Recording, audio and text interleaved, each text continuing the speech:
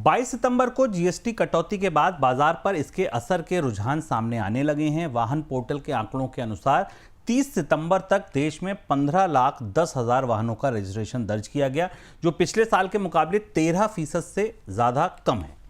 13.28% कम है अगर आप एग्जैक्ट नंबर जानना चाहें तो। हालांकि जीएसटी कटौती के पहले हफ्ते ऑनलाइन बिक्री में जोरदार तेजी देखने को मिली है। ई कॉमर्स कंपनियों का ग्रॉस मर्केंडाइज वैल्यू, जो इसे जीएमवी कहते हैं, बीते साल में करीब 27% बढ़कर 60,000 करोड़ के पार पहुंच गया है। वहीं क्विक कॉमर्स की मजबूत सेल्स के कारण वॉल्यूम 21% की बढ़ोतरी दर्ज की गई है। सर, दोनों आंकड़ों पर चर्चा करते हैं। पहले ऑटो की साइड से चलते हैं। एक ही हफ्ता मिला था, 22 तारीख से लागू हुआ और 23 से ही नवरात्र, 22 से ही नवरात्र शुरू थे, तो आप कह लीजिए कि अभी एक हफ्ता मिला था। क्या आपको लगता है ये आंकड़े क्या बता रहे हैं?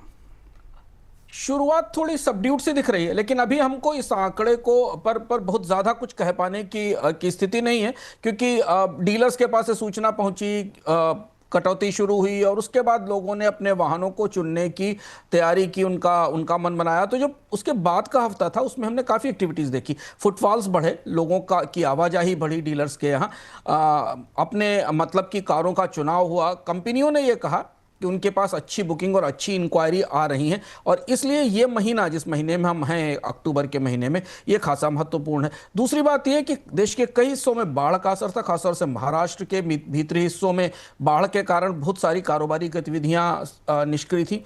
तो बुकिंग्स तो बढ़ी हैं, बुकिंग्स निश्चित तौर पर बढ़ रही हैं, ऐसा दिखाई दे रहा है। सेल्स कितनी बढ़ेंगी अभी हमें देखना होगा। शुरुआती तौर पर एक हफ्ते के आंकड़े को हमें अंतिम नहीं मानना चाहिए ऑटोमोबाइल के मामले में, क्योंकि जीएसटी की कट का जो सबसे सीधा फायदा, स्पष्ट रूप से फायदा मिल रहा है, वो ऑटोमोबाइल कंपनियों के, ऑटोमोबाइल ग्राहकों को ही मिल रहा है, कार का ग्राहकों को। तो उन वहां से अगर हमें उत्साहवर्धक खबरें मिलती हैं, इस महीने के अंत तक बिक्री में बड़ी बढ़ोतरी दिखाई देती है, तो हम मानेंगे कि कम से कम कार कंपनियों का के लिए तो मांग लौट रही है।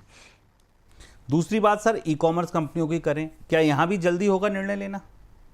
ग्रॉसरी, उसमें देखिए इलेक्ट्रॉनिक्स की सेल्स का भी वही स्थिति थी। इलेक्ट्रॉनिक्स एक बड़ी सेल है, किसी भी व्यक्ति को अगर फ्रिज खरीदना है, टीवी खरीदना है, तो वो सोचता है बाकी चीज़ें तय करता है। तो जीएसटी की गिरावट का असर समझना, अपने बजट के हिसाब से उसकी पैमाइश करना और फिर कीमतों में कमी को जाकर समझना, और ये भी देखना कि आखिर डीलर ने इलेक्ट्रॉनिक्स के मामले में, खासतौर पर कारों में तो रेट लिस्ट सामने थी, सार्वजनिक थी, सब जगह प्रकाशित थी, सब जगह लोगों को पता था। इलेक्ट्रॉनिक्स के मामले में किस मॉडल पर कितना प्राइस कम हुआ जीएसटी का, इसे समझने में थोड़ा समय लगा। तो इलेक्ट्रॉनिक्स की बिक्री के लिए भी हमें एक महीने का इंतजार करना पड़ेगा। ग्रोसरीज में मिला जुला रुख है, ग्रोसरीज की तस्वीर अभी बहुत स्पष्ट नहीं है।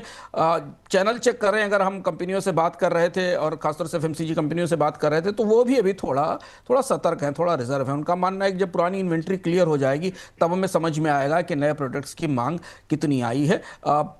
खरीदारी, नॉर्मल सामान्य खरीदारी जो होती है भारत में त्योहारों के मौसम पर, अगर जीएसटी नहीं भी कटा होता तो भी ये खरीदारी तो उस लेवल पर होती जो कि हमेशा नवरात्रि में, गणेश उत्सव में, उसके बाद के समय में होती। उससे कितनी अतिरिक्त खरीदारी थी, इसके लिए भी आंकड़ों का और इंतजार करना पड़ेगा। खासतौर पर कंपनियों के जब आंकड़े आएंगे सेल्स के, तब हमें पता चलेगा।